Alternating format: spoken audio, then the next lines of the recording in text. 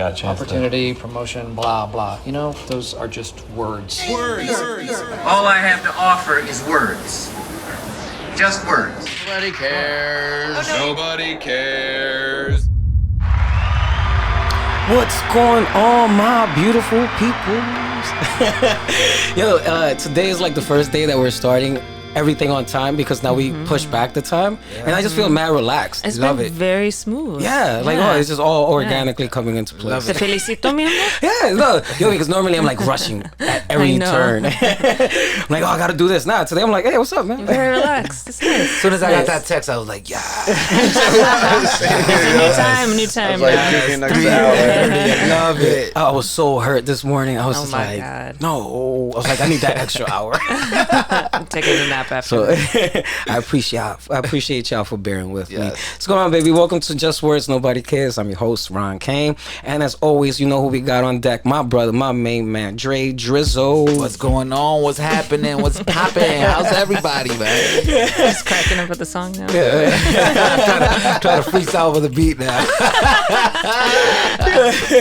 Like, every week you get more animated with your intros. I'm like, he hasn't figured out exactly what he's gonna say. Before I was like, hey, what's up? Now he's like, what's happening?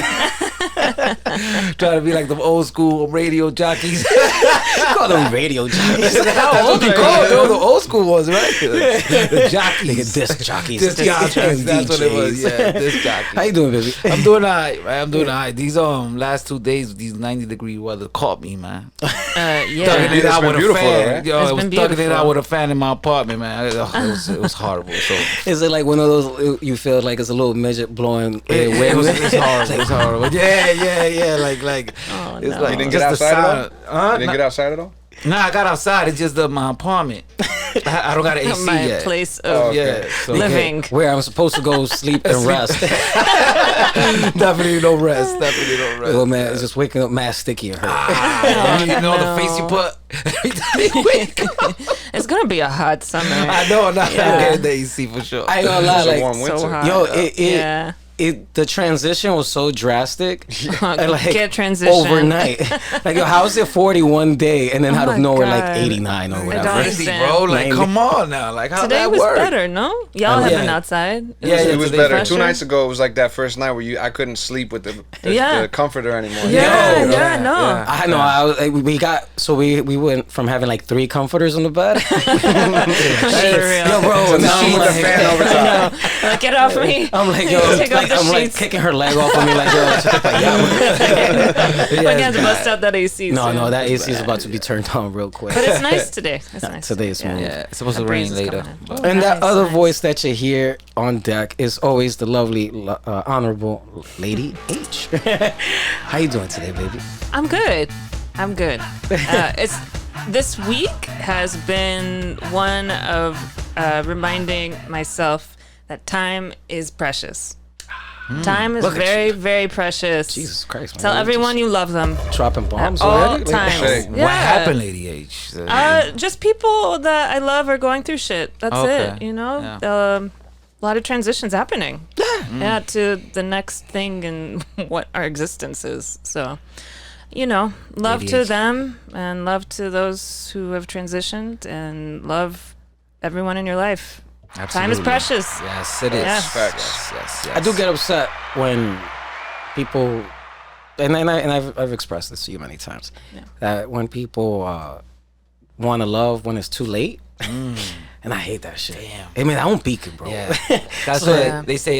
Give people their flowers before, right? And yeah, no, it's What is like it? that. And I Something didn't know like that? anything about the flower situation Yeah. until like this past recently. Wait, what? Yeah. What do you mean? And like I didn't know I they don't could know this. give people flowers. Like I just Like in Give general? them their flowers. Oh, yeah. Their respect, flowers, their homage. before it's too late. Or I didn't know about that till like recently. Oh. I just always give people love, but Yeah. now there's the flower situation. I do but love I didn't flowers. know about it. Yeah. And I'm like, oh man, I just Flowers are tell everybody they're dope. Hey, that's enough. That's Yeah, good right? enough. Yeah. It's a bouquet of words. Bouquet of There you words. go. That's a good That's a image. good way. That's Yeah, a good that's image. a good vibe. And that other voice that you hear on deck is our guest that I'm super excited to have on today, because not only is his first podcast, his first interview, his first everything apparently, that he gave me the whole heads up yesterday, but I'm like, yo, now it's going to be my job to make sure that you feel comfortable in this whole situation. Absolutely. My brother, Checkarelli. Let's love. Oh, Thanks for having me here. Like, I do enjoy exchanging texts with you, because you always say blessed. And I'm like, oh, have a nice blessed day. I'm like, wow, man. Yeah. That's nice. I say, yeah, it's true. In the group chat, I be saying that too. I like to have a nice blessed day. Yeah. Yeah. It's just a nice thing. Like, people should be blessing each other more often. You had someone pray for you a couple of weeks ago. I was we were chilling in a restaurant uptown. And I just struck up a random conversation with someone. And after we parted ways, they're like, hey, Ron, can I ask you a question? I was like, yeah, sure, bro, what's up? He was like, is there anything you would like me to pray for you that you need? And I'm like, damn. I was like, wow, that's really nice of you. I appreciate you. I was like, nah, man, every day's a beautiful day. And then I feel like there was another situation at brunch. Oh, yeah. At your uncle's spot, and that woman started praying for you. You remember that? Oh, you got Rolando's baptized. Oh, yeah, I got You got baptized. baptized. But the thing is that when those people pray for me, I feel like they're trying to say I've been doing like Praying for sins. themselves, really. But you know what was it? That prayer was so long. I was holding my birthday Oh cake my like this. I'm God. like, yo, Yes. when is she gonna You stop? got straight baptized that Yo, day. for real. Shout out to her. But it's good because it puts energy out into the universe. Absolutely. And we're manifesting. We're channels. So Absolutely. I like that. Yeah. How did you come to terms how did you come about just generating spreading that type of energy and love with people you cross paths with? Like, how did that come about? Have you always been like that, or did something in your life say this is the way I should be?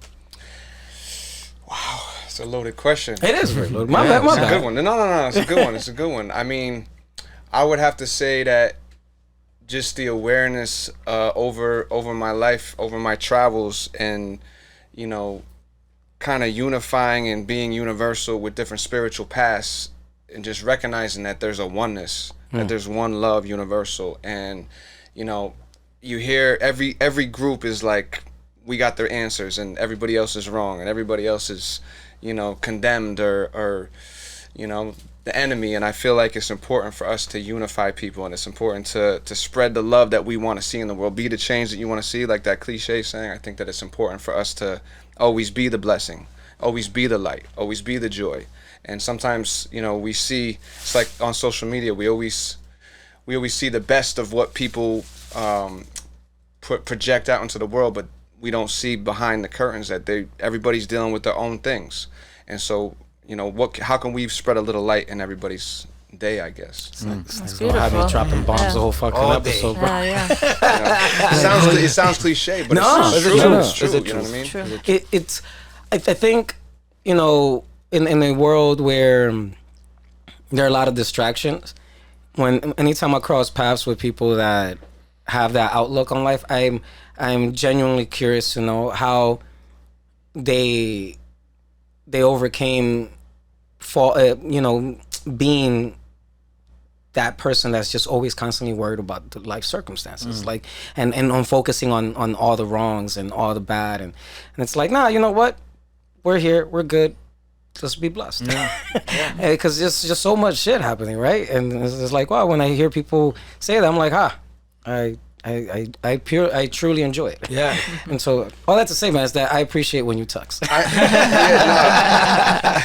I think it's more about the call to action. It's really about, like, how are you gonna feel when I say bless, or I send you blessings, like, you're gonna internalize that, right? So that's gonna bring about an energy and a dynamic between us, so that when we interact, and when you interact with other people in your life, like, you've been blessed, so now you're spreading blessings. And you hit me up, you're like, my brother, with exclamation marks, like, I'm like, that's love. There you go. Yeah, man. So And I never thought anybody actually read into it, but so that makes me want to project love back to you as well, man. right? You know what I mean? Beautiful. appreciate it, dude. It's one of those things where, and for me, it's always been a life lesson, and because and just to share a perspective, when I used to work at Macy's, right?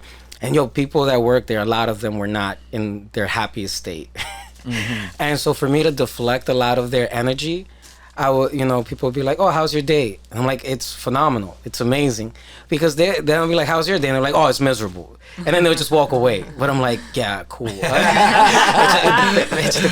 Send blessings to them. Send blessings to them.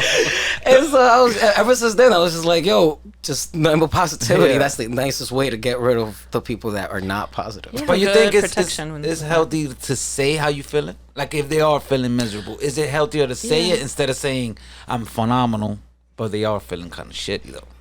That's a good question. I think it depends. Because like sometimes people say like, "Hey, how you doing? How you feeling today?" But they don't really care how you feeling. So I think there's got to be space held for being open to hearing how somebody actually is. Not everybody has that strength. Not everybody has those skills. I mean, shit, that's why they have therapists, right? Yeah, you're right. You're right. Oh, you probably say it to somebody that cares.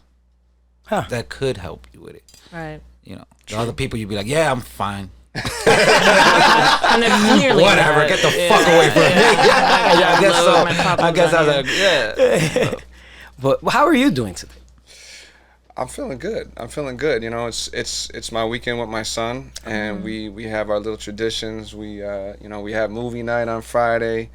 We got we play video games on Saturday nights. Oh, Nice. What, what movie did y'all see last night? Castaway. Oh. Oh, but y'all see like Okay. real movies. Yeah. I was hoping like, Super Mario. Yeah. Oh man, I had him watch Castaway. Well, because we were at the beach. We went to the beach yesterday, Oh, and nice. there was how like you go to the beach sometimes and there's like random garbage on the beach. Yeah. And I taught him recently, one man's junk is another man's treasure. And so he learned that, and then he had this dirty old sponge that he picked up off the beach, and he was playing with it, and I was like, "Throw that away, that's garbage." And he was like, "But Daddy," he's like, "one man's junk is another man's treasure." And I was like, all And he flipped it back on you. He's listening. Oh, that's He's right. always listening. And so then I was That's thinking, right. it dawned on me that Castaway movie where he was on the beach and he had nothing, so he had to use the very little resources that he had, that he collected, or actually I had forgotten, but there was a bunch of FedEx boxes that floated That's over to the right. beach, and so he opened them up, and then the ice skates became the The coconut. That was a godsend. Yeah. Shout out to Wilson too, right? Wilson. Shout out to Wilson. It's one of those things for me. It's not spoiler alert. I'm sure people seen this movie by now, but the ending, right after he's gone through all the tragedies of the world, and in the very beginning of the film where he's learning how to make fire, and he's like, "Fire! I've created fire!" But you see all the trial and error. He's like, because my man's never done this. Yeah. And at the end, like he goes to this big party that they found him, and he picks up the little lighter thing. And he's like, Yeah, that's right. Yo, you got a good memory. Yo. I didn't remember that part. That movie remember was that was part. from 1995. That long ago, that movie? Yes. Yes. What? minute. Damn, Yes. 1995. You got like a photographic memory. Oh, Oh, man. he's got a great memory. I like love that scene because it's one of those things where appreciation. He probably never appreciated that lighter before. Yeah, but it's Yeah. just like it's so simple. It's so simple. He worked look so at the hard food. to get that fire. He's like, "Yo, there's a crab. There's a big crab," and he picked up the leg, and he put in so much work trying to prepare a crab, and when he had no fire, he couldn't eat it. Like, how do you And transition? then it's just there on a table, all laid out in a feast. How do you go about wild. teaching?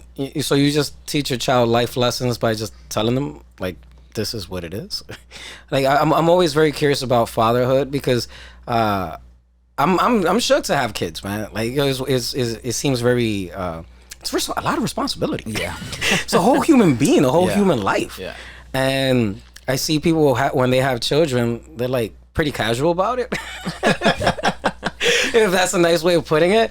And so when I see people who take a moment to share life lessons with their children, I'm like, and I say this because it all kind of ties in. Yesterday at Homeboy Sandman's, Shout out to Homeboy Sandman. shout out to Homeboy Sandman. As always, he's killing live shows. And right in front of me was either a father and son or it was a grandfather and son, and maybe his son was the other guy. But the dude was going bar for bar with Homeboy Sandman, and he kept looking at his It was a kid. battle? No, Okay. like singing his song, Oh, yeah. and like you know, and he's there rapping the track with him.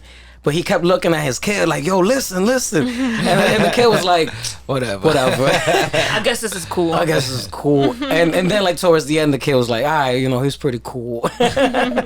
But listening to your tracks, you there's a lot of awareness that you're trying to share through your art.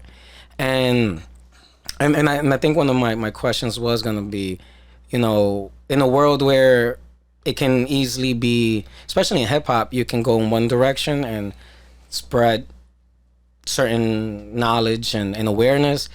You know, then there's others, I guess, you know, if they're labeled anything, it would be conscious rap. I don't know why the other rap isn't conscious, but Unconscious. it's all unconscious rap.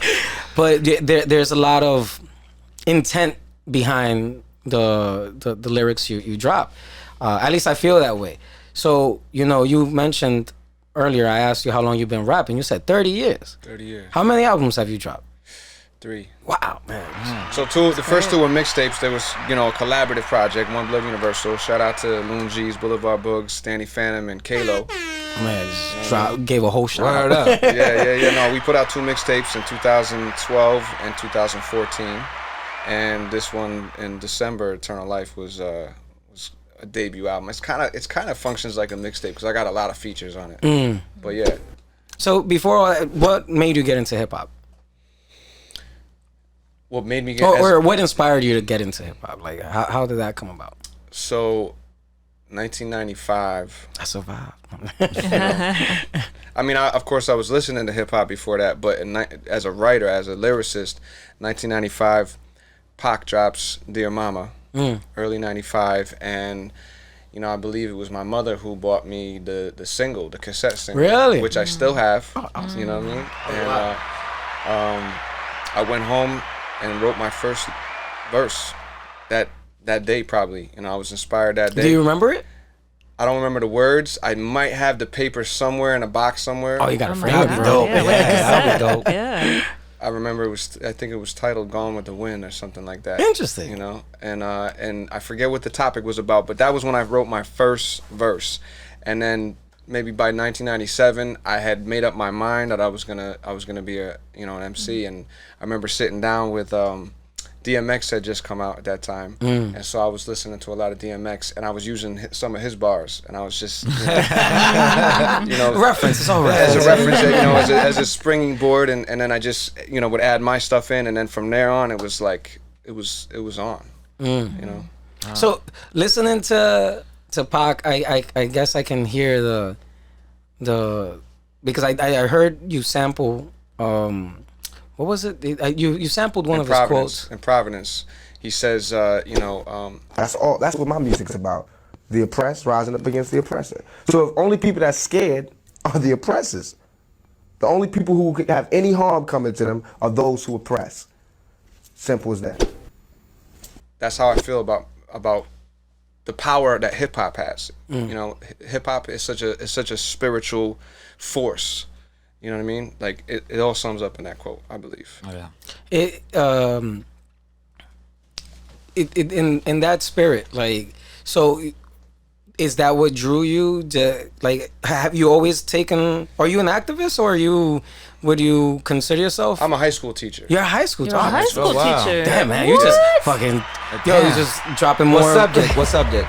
Well, so pre-COVID, I was doing English and history. Oh, Wow. And now I was out of the school for a little bit. You know, I wasn't comfortable with the COVID vaccine, and I applied for a religious exemption. I got the religious exemption, and I was out for about a year working remote for my same school, and then they overturned the mandate, so I'm back in the school, loving it, back with my colleagues, my principal, and my students. Oh, that's amazing. Yeah, so You're doing a What's great up? service. Yeah, hell yeah. yeah. Do the kids know that you're an MC?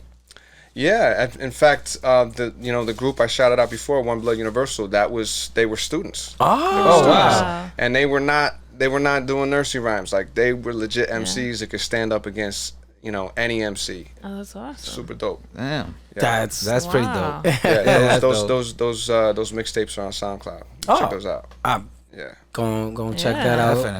Definitely, yeah. It's and so back to what I was asking in regards to like the inspiration and the drive. So you're rapping, you're listening to X, you're listening to Pac, because like I said, I hear the activism from the inspiration from Pac, but X had a lot of, he was a very complex writer.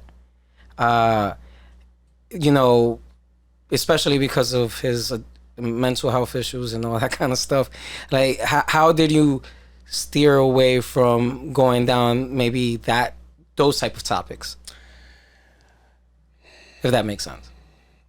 I was heavily inspired, Pac is one of my greatest inspirations, but Bob Marley is also, one of my greatest inspirations. And so the Rastafari movement heavily influences where I'm coming from as an artist. And, that one love, that, unity with the Most High. And so I think that reggae music has played a significant role in where I stand and what I represent. Okay. In my messages. Wow. Also, Dead Prez. I'm a big Dead Prez Oh yeah, fan. Prez. Yo, They shout out to Dead Prez. Do you find your work in the classroom informs your work on your music and vice versa? In terms of like how I teach. Yeah, how you teach, and then like what your experiences are in the classroom and how they For sure. inspire For sure. what you write. For sure. You know what I mean? Like we try not to be political, in our teaching and whatnot. But lyrically, yeah. I got a line in a song that I'm working on right now, and it's like, sometimes I feel like the youth can't be reached. You know what I mean? Because it's very difficult. It's very difficult. We're competing with a lot of forces right now, a lot of dark forces. Yeah. And social media is like a drug that is the dopamine of the masses. And that does segue into what I also was starting to ask you with, how do you go, and you're talking about the challenges of reaching the youth. So how do you go about, teaching, making sure you maintain the integrity for your son, because shit, you got classrooms of children's minds and also your like how can you balance that or even put that all together? In terms of how I raise my son? Yeah. I take being a father very seriously. You know what I mean? And the other day I have him in jiu-jitsu. Oh shit. And nice. The other day they were Damn, man, you just like fucking mad layers, bro. yeah, one life to live, baby. Gotta do it all. The other day, he was in jiu-jitsu class, and they have this game called Ninja Ball or something like that. What's it called? Ninja Ball? Ninja bowling. And they take like one of those big physio balls that they use in the gym, and they roll it at the kids, and the kids have to dodge it. And if it hits them, they got to do frog leaps. They got to, Oh my what I mean? Wow, yeah. That sounds like so much fun. I know, right? And it hit him the other day, and he didn't do his frog leaps. And I'm there, and with the parents, and I see him not do his frog leaps. And so when I got an opportunity, when he was done, I went up to him, and I'm like, this is what we call integrity. Like, nobody saw that you got hit with the ball. Nobody noticed that you didn't do your frog leaps, but that's, your integrity is your character when nobody's looking. Yeah. So you make sure you do your frog leaps if you get, you know what I mean? Because it's not that serious in the moment for him. He's 7 years old, but in the future as an adult, like somebody, life is about, your character and your integrity and your reputation and what you leave behind. And I want to instill that in him. And so, our students, our high school students, they have so many influences coming at them. You know what I mean? And so I try to impart the same type of vibe in the classroom, because a lot of what we teach isn't just about the academics. It's not just about the books. It's not teaching for the test. It's about life skills, social skills, higher level thinking skills that they need to take with themselves, you know what I mean, on their journey.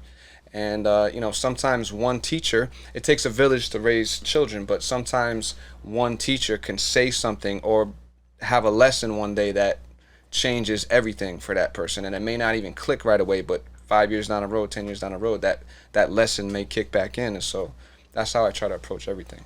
That's a lot of respect Dope. to you, Yeah, and hell how yeah. you teach your classroom and how you raise your sons. Yeah, shout out to all the, the careers in sports fam, because we all take part in that journey. You know what I mean? That's tough. High school kids Yeah. too. Teaching high school kids is not That's an easy hard. task. So chamaquito. Do they listen to you? Yeah, it's not every time I tell people I teach in the South Bronx, they're like, "Oh, that must be so difficult." But really, they're some of the most beautiful kids on the earth. Like, they're so brilliant, they're so skilled, and they're so full of passion. And you know what I mean? Yeah, no, it's not that difficult. It's what's difficult is just trying to to bring motivation in around content, around academics. You know what I mean? But other than that, I mean, a lot of our students are athletes, and they're so skilled on the court or on the field, or you know what I mean. We have award-winning teams. We have the fitness team and the rugby team, and we have There's rugby in South Bronx? yeah. Wow, Yeah. I didn't know that. Yeah, Well, shout out to South Coach Bronx. Rosario. I'm also a photographer and filmmaker, and I did I know, bro, pero Yeah, coño. we're- He's killing them out there. Killing them out An there. onion with many layers. I mean, I did a promo video for the girls rugby team a few years back, and some of those girls got scholarships to colleges from what they were doing. And so I'm proud to be able to have captured that and have a video commemorating that. You know what I mean? So I try to just give back and do whatever I can to create opportunities, open doors for the youth. So let me get this straight. Not only do you rap, you're a cinematographer. Yes, I. You are a history teacher and an English teacher too, right? yeah. I mean, because that in itself is wild. And then you're raising your son, and you're like, that's a lot, That's a bro. lot. It's Yeah. a lot. It's a lot. It's a lot. Yeah. Yes, Oh, I. I'm like, wow. Hell yeah. Shout out, bro. Yeah. Does your students ask you like, yo, teach, bust a freestyle real quick here and there? Sometimes, but this particular group is new to me, because I was out of the building for a while, and so they're not so familiar with me yet. So some of them know that I rap, but most of that was back in like the 2014, Okay. 2011 to 14 era. So now I'm just kind of getting back. I've only been back in the building for a couple months, so I'm also not the type of person to want to show off and be like Nah, but there's nothing wrong with saying, it was like, yeah, man, I do music, I do film. Well, don't get me wrong. Like I'm working on it. I'm working on a One Blood Universal 2.0. I already got a producer, a brother from Senegal. You know what I mean? I got MC. I got a singer. I got a few people. I got a DJ. I'm assembling a team. You know what I mean? And but little by little. Little by little. Nah, It's gotta happen bro. organically. You know what I mean? That's it's impressive, because the last time when you came, the way we crossed paths was during Homeboy Sandman's interview, and so he was just sitting here mad quietly, and And you had long hair. No. no, you Look, no, you had he curly had, hair, no? He had a no, hat on. he didn't have a hat. Well, That's if what it's curly, I probably didn't have a hat. yeah, that's what it Oh, was. okay. He didn't have Got a hat. Yeah. And you just sat there mad quietly, and then towards the end you were like, oh yeah, I rap too. Yeah, yeah. And I'm like, yeah. I'm like, bro. But now you're hitting me with all these other all fun this other facts. shit. What other fun facts are there? No, Oh, really beyond that. yeah. So what else do you do at this point? I like keep asking. So because shit, you I'm like trying to claw these questions. No, I mean, it's not. I think we're all part of this renaissance. I like to see it as a renaissance, like it's a movement, it's a consciousness, and we're all part of it. Like y'all doing the podcast is equally important as what the artist is doing. You know what I mean? Like, and y'all have to wear so many hats. You got to be lighting technicians, audio technicians, filmographers. You're all doing it too. It's not just Shout out to Ron. That's Ron. Ron King. He does this every He Saturday. wears multiple hats. I'm like, yo, every week is a new learning thing. Before I was like, But give props to yourselves. Yeah, you're right. You know what I mean? Like You're absolutely right. you're creating an environment and creating an ecosystem of thought, of thinkers, and you know what I mean. Like you're pushing the culture forward in your own way. Thank I you. appreciate you. Yeah. Right. Doubt. It's Wow. How could I do this without y'all? oh man. We can't do it without you. We Yeah. need a I'm like, wait. It's an ecosystem, as you said. yeah, it's teamwork. Poignant. Yeah. I'm gonna start presenting it as, Relationships. yo, I don't have a podcast. I have an ecosystem. Like, introduce that next at a next level added value. 30 years of rapping is a very, very long time. Why 3 projects? Well, I got a lot of projects lined up right now. I got a lot of stuff I've been working on, more solo type stuff, because Okay. the first 2 mixtapes, because it was group projects, I generally have just one verse on a track, and I found that when I went to perform, I had a show in November, and I was like, dang, like most of my tracks I got one verse, even from my album, and which was not released at that time. And so it's gonna sound funny if I just put a beat on and I rap one verse and then it's over. So I had to figure out how to transition from song to song. And so now my mindset is like, I gotta have a minimum of 2 verses on a track.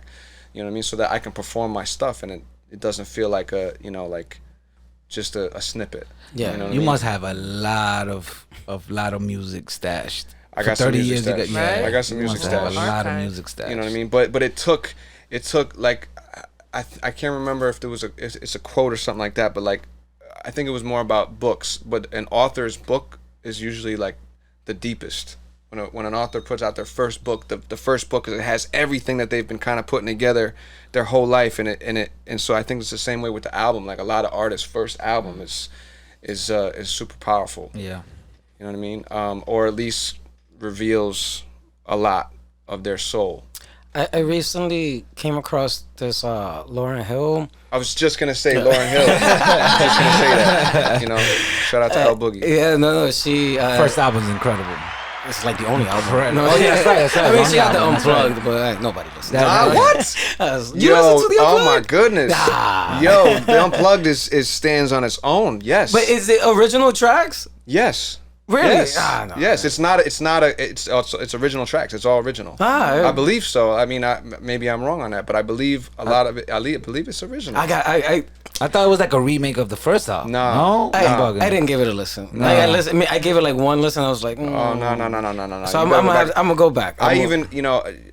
I want to do a cover of one of her songs. Really? I love Lauryn Hill. Yeah. Yeah, Lauren has, yeah. But She's a beast. So what she shared? There was no substance, and there was no substance because there was no experience. I'd gone from the studio to the stage, back into the studio again. And the only reason why the Miseducation was the album it was because of a myriad of experiences that took place before the production part, before the creation. So what I realized is, you know what? I can't create and not live. I can't be in this vacuum. Now you want me to, so now I put that album out and I go to tour and I travel and I do this and I'm just performing and I'm not doing any living. Right. But because the record label wants you to put the next album right there, I'm like, yo, I haven't lived to sit down and, compile more music or more life experiences to then share on music. And I was like, it's a very valid point. That makes a lot of sense. Like, a lot of sense. As an artist, I think, a lot of, I think urban music in general, it's been so commoditized that they just want to pump out content right away. And so when you do hear artists talk about living life and to then translate their life or transcend their life into the music, you don't hear that often. I mean, at least, and so that's why, but Lauryn Hill, when she verbalized that, I was like, shit, I learned something new. Yeah. It Makes a lot of Makes sense, though. Yeah. I was just like, Need But something to write on. now I feel bad. I need to listen to it fucking unplugged. Oh yeah. That's what I thought was a sure. remix of the first one. That's what I thought Yeah, it was. listen to her interviews as well. She's very deep, sister. You know what I mean? So that your most recent album, right? Like in like December of last year came out. What was your goal? What did you want to accomplish with that album? I want to remind people that we're representatives of the Most High in this plane, in this spiritual plane. Our bodies are the temple of Creator, and we just need to remember that and recognize that and understand that, like they say, the only thing that was promised was death, That's a lie, because eternal life was promised to us. You know, Yeshua promised us eternal life. You know what I mean? And it was also promised in the Kemetic teachings. You know what I mean? The eternal life is symbolized by the Ankh. You know, so what is the Ankh? the Ankh is a Kemetic symbol. It's like a kind of like a cross with a circular top. The What prince is- symbol. yeah. What is Kemetic? The Egyptian. Egyptian. Thank you. Yeah. Okay. right, like the prince symbol, right? I don't know if it's the Now it's prince a cross with the symbol. circle top, right? Yeah, With the- yeah. Got it. Yeah, it It's a cross represents by the it top, represents yeah. life and fertility, and you know, you see on some of the hieroglyphics where the Ankh would be offered to the pharaoh or offered to a deity. You know what I mean? Is the breath of life, or you know what I mean? Yeah. It's the ovaries. That's how I remember it. Because the same, if you look at how ovaries look, it's supposed to look like that. I'm being like it's all supposed to be like connected or something. I have seen, you know, illustrations where they say that the top represents the female and the bottom Yeah. represents the male. I've also heard that may not be an accurate depiction. Interesting. but- Yeah, like that's what not like came sure. to my brain. That's fertility. Sure. Yeah. But yeah, no, it's a powerful symbol. Yeah. Ah, That's I life. didn't- That is literally life. Yeah. Yeah. Shit. Yeah. Look at these things, man. There's so many portals and But the concept, you know, beyond what we've just discussed, you know what I mean, is eternal life is this the body, the physical is temporary, but the spirit is eternal. Like the spirit doesn't die. So it's just to remind us that, you know, the way that we move in this life is, you know, we need to move cautiously, and we need to be light. We need to be love, and we need to, you know, remember our connection to the divine. Absolutely. There you go. There you go. we once had a guest here who was a Jehovah's Witness that I didn't know about until he was here and we talked about it. And he dropped another fun fact on me, right? And he said that in their heaven, there's like a max population of like 100,000 or something like that. How you get in? And I was like, coño, there's even blocking. Damn. And so now that you're talking about eternal life, I'm like, wow, this is just open space for everybody, you know? Damn, 100,000 is like a little. Yo, bro, I was like, coño, there's 8 billion people here right now. Nobody's going to be able to get in. It's already full. Like, so, you know, like, I don't, for me, it's all love, right? Yeah. Like, it's the universal laws of right. And so I don't necessarily, do you practice or follow a particular religion or? Oh, you're going deep, bro. Oh, my bad. No, if you don't want to touch, it's all good. No, I'm just asking. it's because it's complicated to explain. First and foremost, I'm a follower of Christ. Okay. Follower of Yeshua. You know what I mean? And I see the oneness in all different spiritual paths. You know what I mean? And you know, I have elements of Muskogee, Native American. I'm sorry, what's Muskogee? In English, they refer to the Muskogee as Creek.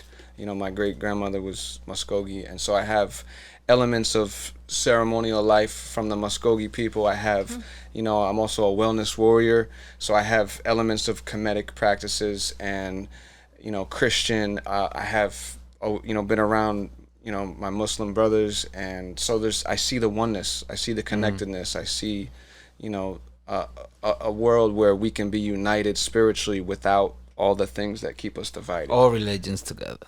Yeah, not just religions, but you know, just the consciousness. I feel like it's there's a consciousness that exists that we just need to be more aware of and that we need to cultivate.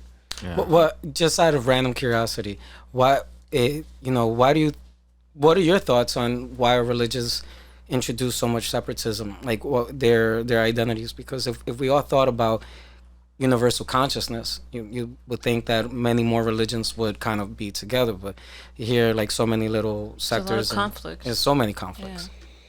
Just out of curiosity, you don't have to answer that if you don't want to. Yeah, no. Why do I think that there isn't more unity? Yeah. Man, that's a pretty loaded question when you put it like that. I mean, you only asked a couple. It's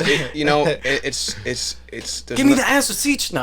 there's no coincidences, right? Because this is something that I want to interview people and ask. So I'm gonna ask you the same thing.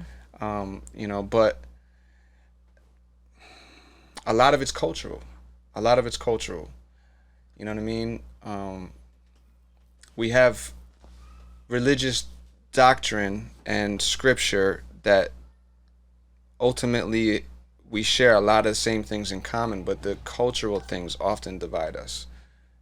You know, the way that women are seen, the way that, you know, races or ethnicities are seen, a lot of the specifics. And then you have the Jehovah's Witness, where they're very, very strict. You know, I know some people who came from a Jehovah's Witness family, where if you aren't Jehovah's Witness, like, the family cuts you off, and you're, you know, you don't exist to them anymore. Isn't that fucked up though? A lot of religions are like that, though. A lot It's of like- religions are like that. So shouldn't those people not make it to heaven? I was fucking around. It's like, You think about it. yeah, I'm like, yo, you being a hater, bro. Like, Complicated. it's just, I mean, it's all multifactorial and there's so many layers. And you know, my bad if my levity, it translates to anyone as disrespectful, but it's that I if there's one thing I do despise and hate, is hate itself. Like, I'm Word up. like, yo, that shit, it's so much energy I think that is wasted on those efforts to disenfranchise people, Right. to make people hate each other, and like it's just so much power to that. And you know, if the world is designed to feed everyone 10 times over, like, why are motherfuckers struggling? Like, why are we Right. introducing all those barriers? And it's just like, It's sad. There can be so much abundance for And so- everyone. so when we're talking about religion, and specifically, I'm always curious as to, you know, why aren't we as united as what religion promotes, which is the unity and the oneness and all that. But it's like, coño. I think that a lot of times people don't practice what they preach. Oh, You know what I mean? that's true. Yeah, that's And often the case. they don't practice what they preach. And if they followed, you know, if followers of Christ really followed what his teachings were, then a lot of the history under the Catholic Church would have never happened. You know what I mean? Slavery, segregation, you know, all the things that happened in the inception of this country and in the colonization of the world would not have happened if they really followed the teachings of Christ. I mean, I don't know much about Christ, but seemed like a really casual 33-year-old person. A man just chilled. He was a carpenter, magician. Turned water into Turned wine. water into wine. He hung bread. out with the women of the night. Yes. Yeah, he had love for everyone. He's just chilled. Yeah. And I'm like, that seems like a reasonable human being. Yeah, I think so, but there's so much politically motivated agendas behind a lot of religions. That's the problem, so, too. Yeah, and a lot of what's written. Church has so much money. Money and shit. a lot of money. A lot of A the lot of hate money. from religions towards each other. lot Gotta be of power. mad money and power and all that. But just remember that you know, Pac has a in his interview, he's like, why does God need this beautiful church to speak to me? Yeah. Right. He's like, That's then the why man. did he put me in the hood if he wants, you know what I mean? So I believe that our bodies are the temple. You know, we don't need to necessarily be. I see the beauty in having a church community or a mosque or a temple, you know, or a ceremonial square that unites people in a spiritual way. But just remember that we are living, breathing temples of the Most High. And, Absolutely. you know what I mean? And if you read, you know, you say you may not be familiar with Christ's teachings. If you read it and you feel it, you know, you may find yourself embodying it. You know what I mean? But yeah, like I don't think that there's only one path. Correct. You know, I agree with that 100%. I think there's universal principles of love and mercy and compassion and forgiveness and empathy. You know what I mean? Right. I agree. I agree. Yes, I agree as Keep well. dropping bombs. I I agree. Like, I ain't got no agree. comeback for that because it's like, seems reasonable. So let me good. let me ask you a question though. Do you think that it's possible to unite people on a spiritual level? Is it possible? And this day and age? Yes. I absolutely believe so. I mean, because for me personally, I think when people use the word and the phrase spirit, they immediately identify it with religion. So for me, I go more on the science-based level, which would be the metaphysical. And I'm like, I think people can absolutely connect. You know, what we were watching Blade Runner, and there's this beautiful scene, or the one It's the new exchange. Blade Runner. Yeah, the 2049. And when they're talking about, you know, what are we? We're all made from cells. how are we connected? You know, people in prisons, they're in cells. How are we connected? People that talk on the phones, they talk on the cell. And like everything was like, you know, how we're all trying to be connected. And on one shape or one form of fashion, we're all connected. And I was like, oh shit, you know, I downloaded the script, don't hold me to it. I didn't say it verbatim, like exactly, but it's a really dope, you know, exchange that made me think a little differently in regards to connectivity and higher consciousness. So to answer your question, do I believe that we can be connected? I believe we are connected. It's just we might not be aware of how connected we are. And so I absolutely believe, you know. Let me ask you, let me take it to another level. Can we unite in a spiritual way that empowers the people so that we can resist oppression, resist economic and political oppression by hyper-capitalism, by the elite forces that, you know, maybe don't have the best interests of the people at heart? Is it possible for us to unite in a way that we can be empowered to ensure that the future is in the hands of the people and not in the hands of the very wealthy, the oppressor, the elite, etc.? That's a loaded question. Anybody want to answer? Or should I? Should I rumble? Nothing's impossible. Well, nothing is impossible, but I think that the separations, religions do separate the people a lot. The different type of religions separate the people a lot. And that itself makes it hard for people to even come together as one. And this is the thing. In reference in general, I remember when I was a kid, I did a history project, and the topic that I discussed was even same people, same group of people saying they wanted the same thing, and the challenges that they faced internally to even try to get what they wanted. And in this particular case, it was the civil rights movement. So you have X, who was, you know, outside of religion and what he was looked at and the issues that he had, but, you know, the optics were of the by any means necessary. So people attributed him to violence. But then Black Panthers, right, a very big social political party, and they were like, we're going to protect our own. We want to grow within. And, you know, they have their 10 rule list and beautiful stuff, I think, right? But also they were the optics. They were associated with violence. So they were no good. Then you have Martin Luther King, right, who was ultimately kind of praised because it was like, oh, we're going to dialogue and we're going to talk and all this. And all that. And so X really wasn't crazy about, you know, Junior. And the Panthers were like, yo, we're just trying to do our own shit, right? And so I was like, they ultimately want, these three, you know, group of people, they ultimately want the same thing, which is embetterment for their people, their community, their circumstances, and not even embetterment. They just want civility, right? That's the basic premise of what they're asking for. However, their routes are totally different. And they had internal conflicts, you know, given the challenges that were faced and thrown in front of them as well, on top of everything, because then you go into the CIA and, you know, all those other things.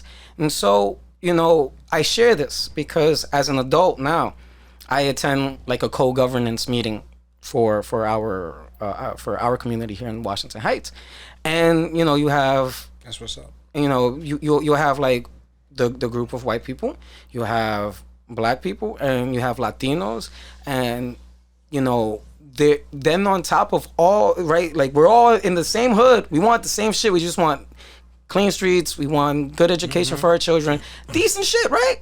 But then people start getting very micro.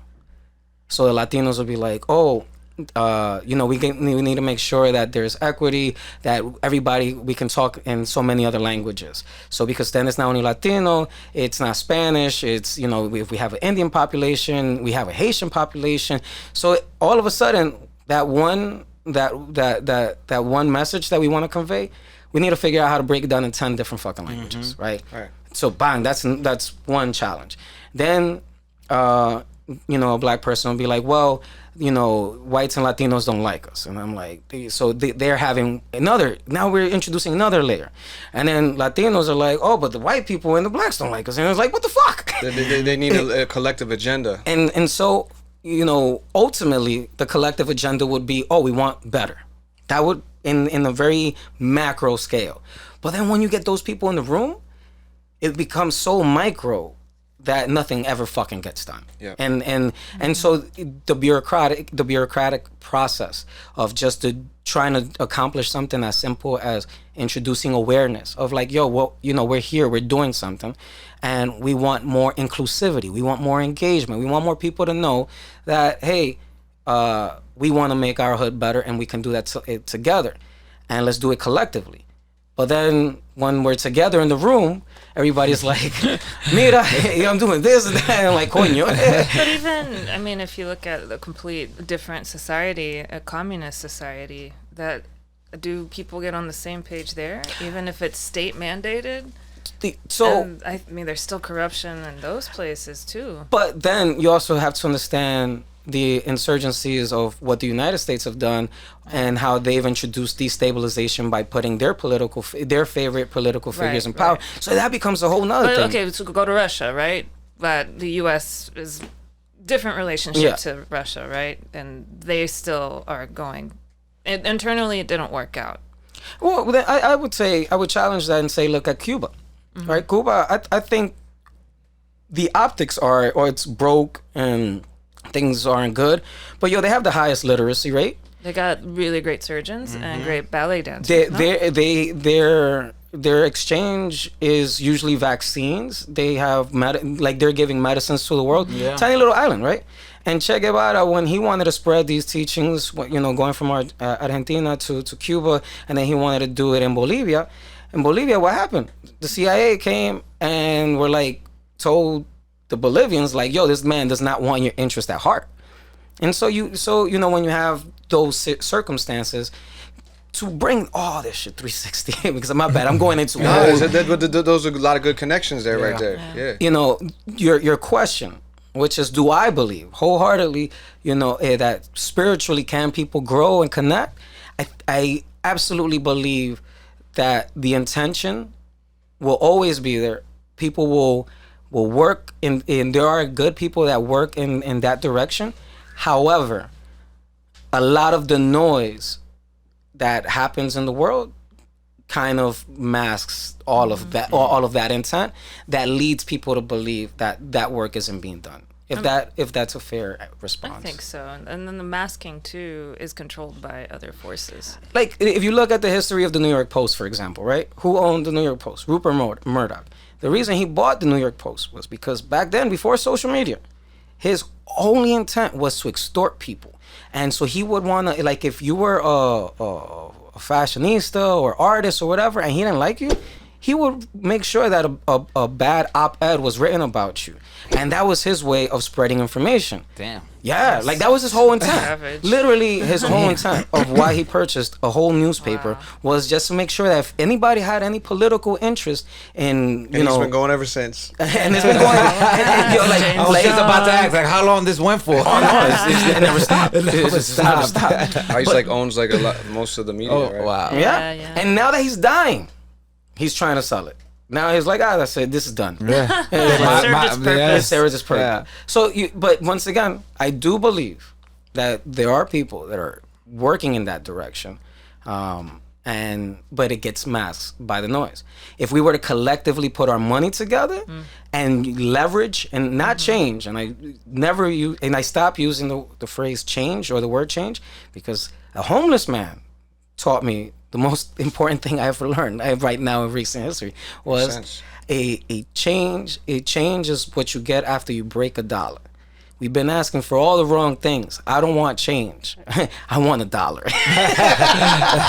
And I was like, holy shit, I have been taught to ask for hope. I'm always going to have it. So that means if I ask for hope, I'm going to keep being given the disparity. Because I like hope, the aspiration of wanting something better. I'm gonna ask for change. That means I'm getting what's left over after I break $1. So I'm like, hold up, I'm always getting the leftovers? I've been begging and I've been taught systemically to only ask for the wrong things.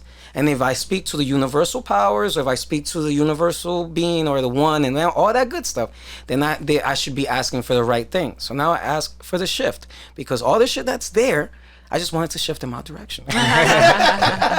So I don't ask for change. Absolutely. So I do, to answer your question, brother, I do believe that the efforts and the intent is there. But there are challenges, man. There's a lot of challenges. And you're fucking working toward against a power that's been implemented for thousands of years to work against that ideology. And we want to change that. We want to shift that consciousness. Overnight, it's not gonna happen. I mean, in that, I don't know that it's gonna happen overnight, but I think that it can happen, and maybe not everybody's meant to be part of that movement. Yeah, but That's true too, though. no. I mean, last night we were talking about that, and you were sharing your frustration at how, like, you were saying, how the fuck are we gonna get everyone to shift? Yeah. If everyone is putting a mental block on it. Yep. And ultimately, I think it is changing. It is not changing. It is teaching others. You just got to teach 5 people. You got to reach 5 people. That's it. 5 people with what you're trying to move and what you're trying to shift. And those 5 people will go and reach to other 5 people, and that's already 25 people. What was that movie it of the chamaquito? The remember that movie? Is of it the Pay It Forward? Or But which one? little kid, he was just doing was good deeds, and then everybody else started doing good I deeds. think it's Pay It Forward. Is it? I think you're right. Sounds like The Sixth Sense kid. Was Yeah, Pay It Forward. He made another movie. No, I didn't even know he made another movie. that sounds like a good premise, though. Yeah, it does. it's a very nice movie, and it's once again to bring it all 360, because I know your question is relatively loaded, but I love looking at things on a simple scale, and I do believe that if we were to make it as straightforward as that we want to do better, then we should start with building our wealth, right? And not just our wealth individually. I'm talking about why is it that once we get our first big paycheck, why are we immediately buying the expensive brands and clothes that are owned by the people that wouldn't even want us to have that they don't shit? have any of our interests at interest heart. at Yeah. heart. And the so, rat race. and then we keep giving it to them. Why do we go to the neighborhoods that don't have our interests at heart, and we give them our tax dollars and all all this stuff? And if we start shifting that bread in our direction, because we have a very big buying power, then we can start listening. They not only listening to each other, but then they would start recognizing that, and by they I mean the establishment, because I always have this conversation. But who's they? It's no, it's not a specific person. It's motherfucking establishment. And I'm talking about the corporate hyper greed power, all that good stuff. And so there's no fake pseudo they, and they would take recognition on that kind of stuff. And so I'm very pro love ours. And just because I say love ours doesn't mean I don't love anyone any more or less, because I believe love is infinite. I can give love to everyone, and so yes, I do think we can collectively work towards shifting and building and growing together on many levels, not just spiritual, just on so many other levels. I think the spiritual level is a good premise, a good base. But we can do so much more. In my humble opinion, it's but we need to start some fucking way. Somewhere. and I think that's the starting place. Yeah. I think it's within. We gotta change our own spirit and cleanse our own hearts first and foremost. Make sure the temple is taken Make sure care the of. temple is taken care of. And Yeah. like you said, like the example you gave, each one teach one. Son helps son. You gotta clean your house before you invite people in. I mean, ideally. Just dropping bombs. Just dropping bombs. Didn't think about that. So Let me ask you this: how the pandemic worked out for you creativity, your creative side? Like, it paused you all the chaos? Do you go crazy on the creativity? How did that work for you? Well, the pandemic, like I said before, when I was introduced to John 9, it was like a spiritual renewal for me. And her music, her lyrics, her message, her vibe, her energy, her feminine divine perspective, just it shifted a lot for me. Coño, I'm And, gonna have to listen to this quote. I know, right? For real. yeah, and so I think that opened up a lot of doors for me, and I had a lot of extra time to really kind of cultivate lyrically. And I'm not the type of person where sometimes I might bang out a verse in a very short period of time, hour, half hour, but other times I like to really kind of marinate on a concept, make sure I have the right beat. But yeah, like after a while, sitting at home, you go crazy. Yo. I was about to leave my profession. I was like, if I don't go back to my school, I gotta find something else, because I cannot be working from home anymore. Well, what do you have shifted to? What would have been your new pivot career? Honestly, I miss the days when I would have jobs where I was working with my hands. You know what I mean? Working in a warehouse. With a group of guys, whatever, loading trucks and, stuff like that, like working with my hands, probably. Hard labor. Yeah. When I started my business, No Whole Sound, and I was very stressed out in the very beginning, like, starting a business. And I remember walking into a Best Buy and seeing a kid just like load up shelves of whatever shit, right? And I thought to myself, wow, that kid doesn't realize how lucky he is just to be doing mindless shit for a moment. But then I thought about purpose and higher purpose and all that good stuff. I see, and I'm just gonna share this with you. Like, I see exactly what you mean about like what you would have pivoted to, but your purpose is much higher, my brother. That wouldn't have been no. Like, yo, you keep teaching. Nigga, you should not be loading up fucking trucks. I'm telling you that right now. But there's something to be said about, you know what I mean? Because teaching, and it's not to take purpose away from those people. My bad. Yeah, because they play a role as well. Everybody You know what I plays mean? a role, But also, like, your spirit grows in other ways when you're in different contexts. Yeah. So there was one particular job. My father, my great grandfather came from Italy. He started a vegetable farm and bought land and had a bunch of sons. And all my uncles, great uncles worked on the farm. My father worked on the farm all his life. I worked on the farm for a period of time when I was young. And so that's part of who I am, working with the land, doing physical work. But, there's one other job that I worked at where I was in the warehouse, and it was just, a lot of young men, older men that would come, it was kind of a high turnover rate, but I was there for about 2 years, and just every brother that came in was a whole new relationship, and I felt like my spirit grew a lot. And the vibes, the vibes, we had a lot of fun. There was a lot of humor, and I don't necessarily get that type of dynamic, you know what I mean, in an educational setting. Right. You get your own, you get a different vibe with young people and students and my colleagues. I love my colleagues and everything, but like, there's something to be said about moving around and not being sitting at a desk all the time or standing up. You know what I mean? So for everything you gain, you lose something. But I'm also an aspiring children's book author. So oh shit, Coño, pero te he just slid that one in. He just slid that one in. Fucking keep adding like little things on the lower thirds. Like, now this nigga's an author. Because you can't just do one thing. You gotta be versatile. You know what I mean? And so I feel like a teacher, or a griot, or a sage, or a jegna, whatever term that you have, is it takes shape in everything that you do. It's not just, I'm not just a teacher when I'm at my school. I'm a teacher all the time. You know what I mean? And I feel like we all are. Like you said that you learned one of your greatest lessons from a homeless brother. Like, he's a teacher. Yeah. You know what I mean? You're right. Potentially an angel. So everybody has something to offer. Everyone has an offering, or a sacrifice, to quote John 9. Well, man, everybody matters. Everybody matters. Everyone does. But you know why? Because we are matter. From the there you go. Double bomb. We matter because we are made of matter. Right? It's like my own little joke. But the spirit is not that matter. You know what I mean? The physical body is that matter, but the spirit is not that matter. But that's what I meant. Like, we are matter. Yes, that's why we are. But you're right. For now.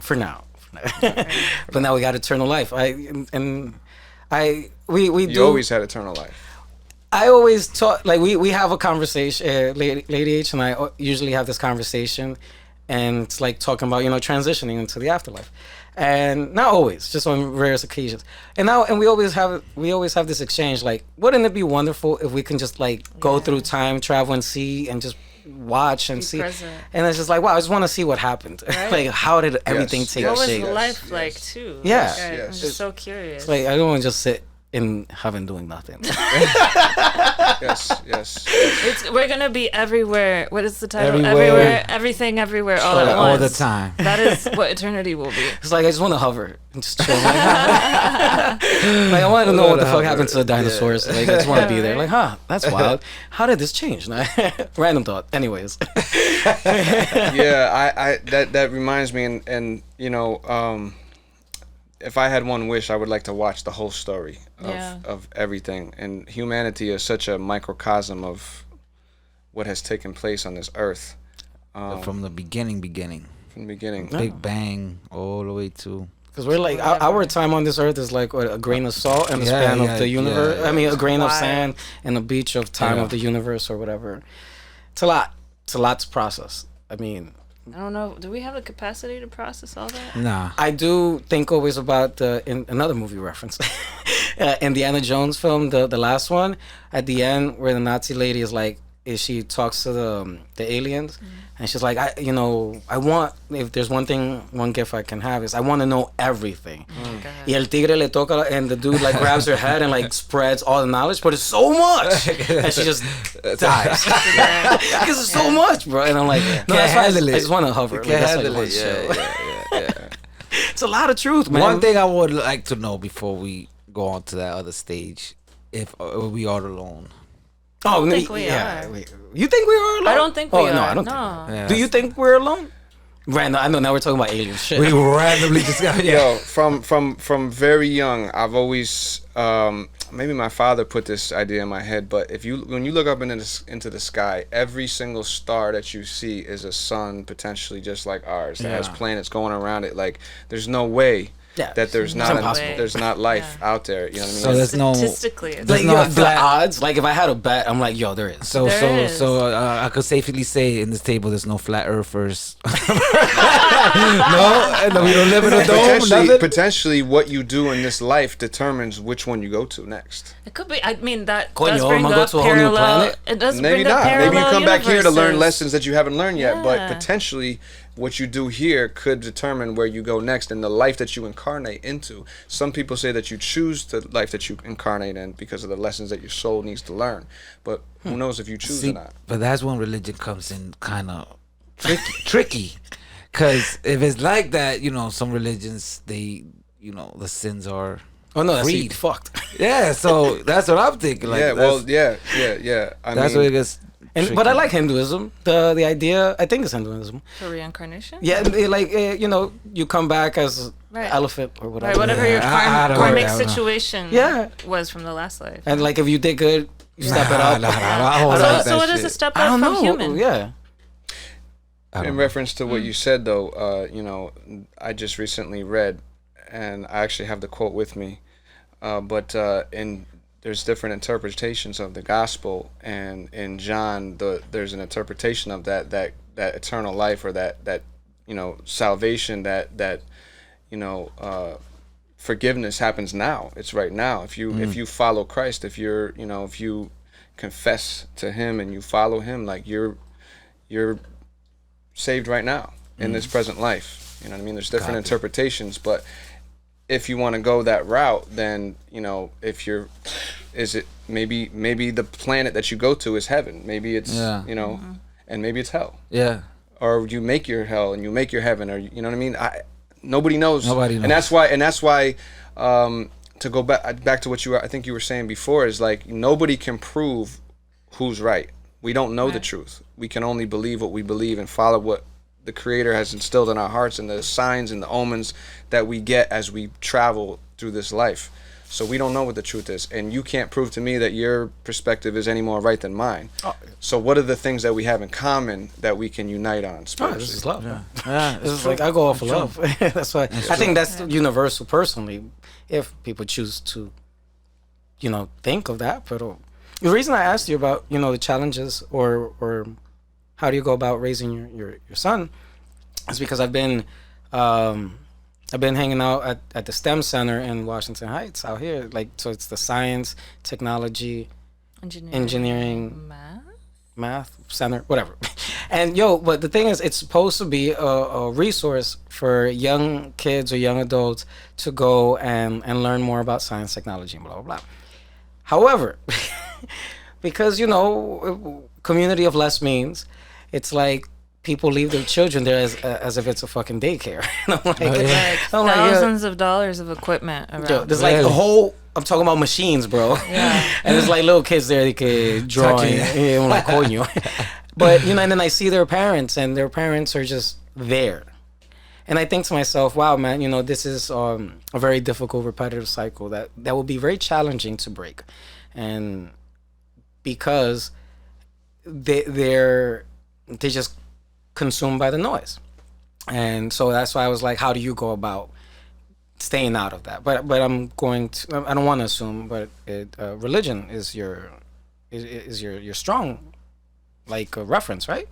Like that, is that and how I raise I approach, how you approach life, period, I guess. Absolutely. Yeah. I from the time I wake up to the time I go to bed, it's a spiritual experience for sure. You know what I mean? Yeah. I have an altar. We have, ceremonial things that we do. Yeah. I don't know how deep you want to get into all that, but that should go deep. Last call for words. My brother, Dre Drizzle. This was a very wild conversation. Trust me, I was trying to think about this segment for a while, but it was just so many different avenues. I was like, I don't even know what to say. So right now, I feel like, whoa. But I appreciate you, my brother, for coming through. You wear many, many hats, and thank you for all that insight. My last words, and my brain is blown, bro. Oh, there you go. I'm gonna go with that, but make sure your house is clean before you invite somebody in. Whatever you believe in, make sure that doesn't hurt somebody else, in the process. So, dropping bombs, baby. I'm trying to. Mine is at 100 right now. My brother Checkarelli, who I was introduced to you, or you told me you were just a rapper, or you only mentioned rapper, but now you're rapper, history, English teacher, author. You're a Renaissance man. Cinematographer, spiritual, coño, bro. Yeah. We could do a whole segment on it right now. And that's what the movement is called, the Final Renaissance. Yeah, no, I saw that in one of your albums. Yes, yeah, so now it makes sense. Yeah, Renaissance man. So the tagline is, the Renaissance will be televised. Okay. I was hearing the song, and it was playing in the living room, and I was hearing it while I was doing something in the bedroom, and I thought I heard the revolution will be televised. Yeah, Didn't realize it. The Renaissance. Now it's the Renaissance will be televised. Yeah. Yeah. I really like that. Copywritten. Yes, yeah. Claim it. Yeah. What would be your last call for words, brother? Just to feel a sense of urgency, because this life is not promised. This life is not promised, and we got work to do. We got love and light to spread, to shine. We got to cast out the darkness in our hearts and our families and our communities and our workplaces, and really think about what we want to build and what we want to leave behind for the future generations. Absolutely. There you go. Wow. There you go. Yeah. Nice, brother. I appreciate you dropping a world of knowledge. A lot of jewels. And I appreciate you being patient, man. We were Yes. talking He's for a like good a kid. full hour and change, kid. man. You've been chill. I see now you're getting a little antsy, but it's okay. You're within reason. No, I get way antsy before you do. So. The lovely, honorable Lady H, what would you like to have as your last call for words? Thank you for sharing everything. Thank you for your presence and your words. That was a bomb that you dropped, the last one. Time is finite. Our bodies are finite. The spirit is infinite. And what is the legacy we're leaving? What is the legacy? Yeah. Absolutely. Coño, but you guys are just on point. Now what the fuck am I going to say?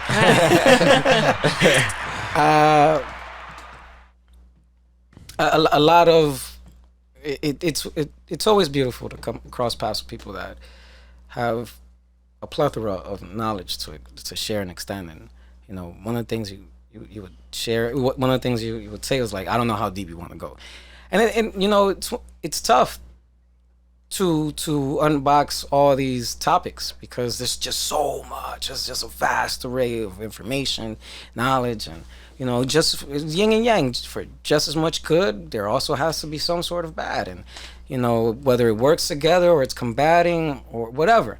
And you know, the good force, bad force, all that good stuff is, you know, all these metaphors. But I do revert and I simplify and I go back to my mentor, my spiritual advisor, I guess, Mr. Hill. And he just shares, you know, keep fighting the good fight. Because if we are fighting, and if it is something that we're up against, which we always are, and we're working towards something, you know, allow yourself the space to keep fighting the good fight. And you know, you guys said a lot that sum up a lot of what I choose to believe in and I choose to know, because this world, not this world, the circumstances that we put in front of us offer a lot of accessibility and ease for one to be frustrated, for one to be mad, for one to be upset. And one thing we learned last year during our trip to Arizona, MAD, the acronym for Mutual Assured Destruction, which was if during the Cold War, if the Russians shot a missile to, you know, blow us the fuck up, we had assured that within 3 minutes or 3 to 5 minutes, a missile was going to go right back. And we had 3 locations ready to go depending on what part they hit. And we would just destroy everything. And we would just destroy everything. Bang. Seems pretty insane, though. It's called MAD. That's what prevented the U.S. and the Soviet Union from ever fighting head on. And so, but because you went so insane, it introduced that sense of peace and some sort of civility, right? Like, yo, we all know we can rock each other off this world, and we can blow it up. So let's just be easy, yo. Yeah. And that's how I kind of feel about life. Like, yo, there is a lot of madness. Yeah. Allow yourself to be easy. Just take a chill pill. and it sounds cliche, it may sound stupid, but the thing is that we have the luxury to do that. Us, you know what I'm saying? We have the luxury to do that, but when there's power pushers that are making moves in the world, as a government leader, you know, military leaders, like, we don't have the luxury to just, you know, take a chill pill. Like, some real stuff going down in the world right now. You are absolutely right, my always brother. has been. And there always will be. There will always will be. And it is a luxury. You're not wrong. However, I would share that it is only when we allow in my humble opinion, if we allow ourselves the space to assess the situation, that we can move forth accurately and with more, you know, conviction and know exactly what it is that we want. And I think, you know what, that'll be my last call for words, which will be, you know what it is that you want. Find your purpose, find your peace, find your energy, because once you figure that out, I think you will know if you do have the luxury or allow yourself the space and the luxury to have that opportunity, because otherwise you're just fucking going and not knowing where. But it's only then, I think, you know, whether it's through prayer, you got to take that moment to face Mecca. If you got to take that moment to look up to Christ, you got to take that moment to be up in the mountains and be a Buddhist, whatever it is. Ultimately, I think we need to make sure that we make that time to find that peace, to know where it is we wish to go. And like I said, I don't practice a specific religion, but I've studied enough to know that the commonalities and those actions, kind of, we need to apply them whether we follow religion or not. And we need to give ourselves space, man, because shit is whack. A lot of things are very poor, and not just financially, like the circumstances, the settings. And it's just a lot of very poor, unfortunate circumstances. And if you don't give yourself a moment to be, then you're just kind of spinning the wheel, in my humble opinion. You know, and it's not to take away from anything, because shit, man, if a fucking bomb is blowing up my crib, man, it's not easy. It's real. But if at the same time, if we wish to work in a specific direction, which is in a part of embetterment, I think that mental state and that allowing to be, because There's certain heads that are designed to be soldiers. Shit, man, there are other countries with kids the size of your child's age is holding AK-47s and wild shit. That shouldn't be. I don't want that to be a reality for anyone. Anyone. But it is in certain places. That's right. You know what I mean? Am I gonna allow myself to go crazy over that reality too? On top of all the other things happening? It's a lot, man. And so I would say allow yourself peace. Allow yourself peace so then in order to know what action you should be able to take. Allow yourself peace to know what purpose you need to fulfill. Allow yourself peace to just be. And, we'll have eternal life, man. Yeah. My name is Ron Kane. This is just words. Nobody cares. But, a lot of shit was said. A lot. I appreciate you. My brother Checkarelli on deck. Dre Drizzle. Yes. Lovely Lady H. All of this is appreciated, man.